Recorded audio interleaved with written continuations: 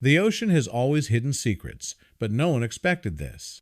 Before we continue, please take some time to subscribe to Dailydose, like, and share this video. It all began on what should have been an ordinary research expedition.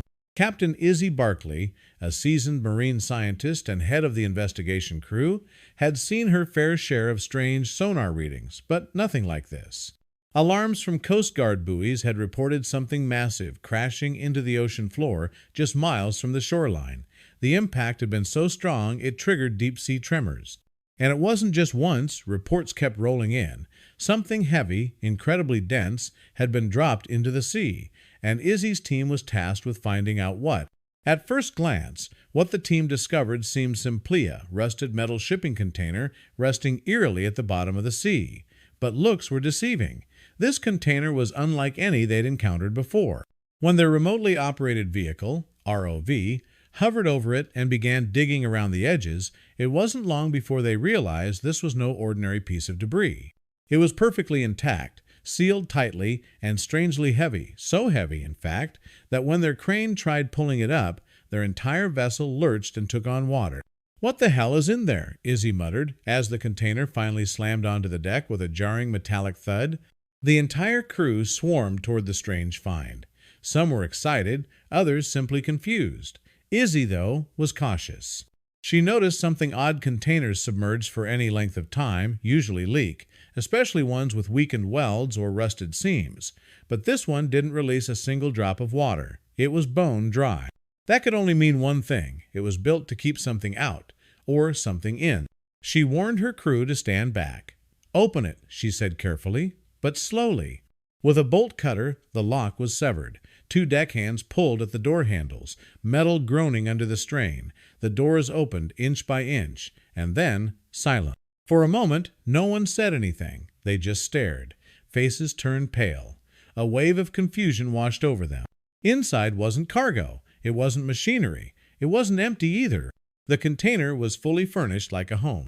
Izzy stepped forward in disbelief. Her boots echoed on the steel floor as she walked through what looked like a bizarre replica of a small apartment. A couch, a bed, a wooden dining table bolted to the floor. Curtains on the small square vents, as if to block out light. Even framed photographs hung neatly on one wall. "Did someone live in here?" she asked aloud, turning to the stunned crew behind her. Nobody had an answer. They began searching. Every detail raised more questions. The furniture was secure, nailed or welded into place as if the container had been expected to move. Scattered across the floor were belongings a child's toy, old books, and finally a small stack of photographs. In one of them, a man smiled with a woman and 2 children. Another photo showed the same man alone, holding what looked like a homemade radio. Just when the mystery seemed like it couldn't deepen, one of the researchers shouted, "I found something!" He held up a sealed Ziploc bag. Inside, nestled between layers of padding, was a small handheld recorder. The team gathered around as Izzy carefully opened it and pressed play. Static. Then a voice. Male. Frantic. "I need to record this before they notice we are here, before they find us." The crew froze. The voice continued. "My name is Ahmed Osman. If anyone finds this, please. Lives are at stake. We are trapped." The recording clicked off. A shiver ran down Izzy's spine. Who was this man? Where was he now? And what was he running from? But just as quickly as it had ended, the recording crackled back to life. The quality was worse, muffled, but the words were unmistakable. "We are on the Evercargo Voyager. I don't know how much time we have left. Please, help us." Fencelin. The device refused to play anymore. No matter what Izzy tried, it was done. The crew stood in stunned silence. They had stumbled across something far darker than marine research. Something human, something desperate. And Izzy wasn't about to walk away. She recalled the Evercargo Voyager. It was known in shipping logs a massive vessel that seemed to follow no regular trade route. Despite being stacked with containers, it never stayed docked long enough to unload or take on serious cargo. Just fuel, then gone again. Something didn't add up. Why haul containers around the globe if you never offload them? Izzy opened the vessel database and punched in the name. Her heart skipped. The ship was nearby.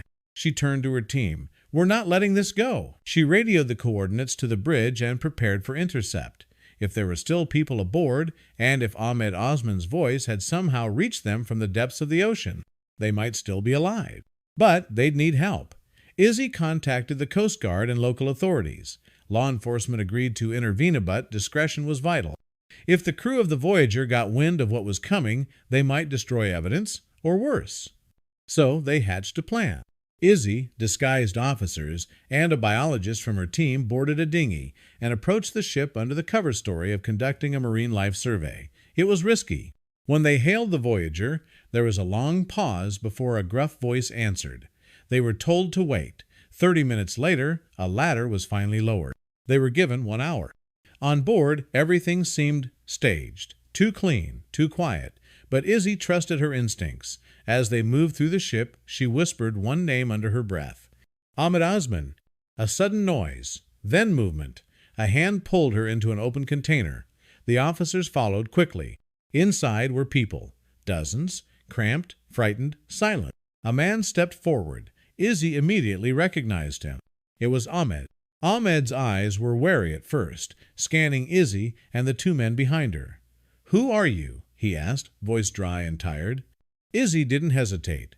"We found your recording, the one in the container that was sunk. We know what's happening. We're here to help." Something changed in Ahmed's face. It softened just a little. For the first time in years, maybe, he saw a glimpse of hope. "You actually found it," he whispered, almost disbelieving. "I didn't think it would ever happen." He ushered them further into the container. Inside, the air was thick and stale. The space, while eerily similar to the one they had pulled from the ocean, was packed men, women, children, all crammed into the narrow space, living in conditions no human being should ever endure. Some were sleeping on the floor. Others sat quietly, eyes blank, as though they had given up long ago. Ahmed explained everything. He and dozens of others had been lured onto the EverCargo Voyager with promises of safe passage to a better life. Many were refugees or undocumented workers looking for opportunity. But the moment they stepped on board, they became prisoners. Their documents were taken, communication cut off, and before they could react, they were confined to shipping containers, repurposed as living quarters and cages. There were no contracts, no wages, no freedom. They were forced into labor maintaining the ship, cleaning the decks, assisting with hidden cargo operations. At first, some tried to resist. A few even attempted to escape when the ship docked briefly in obscure ports. But punishment was swift and brutal. Ahmed had once spoken out. His punishment? Being sealed in a container and tossed into the sea, left to die. He had only survived because, by chance, his container had been designed as a prototype living podand because he had smuggled the recorder inside, hoping someone might one day find it. The officers with Izzy exchanged glances, their faces darkening with every word. This wasn't just a case of abuse or trafficking. This was a floating prison, hidden in plain sight on international waters, away from the eyes of any one country's law. "Do you know how many are still aboard?" Izzy asked. Ahmed nodded. "Maybe 40, scattered across different containers. Most don't speak the same language, but we all understand one thing: we're not free."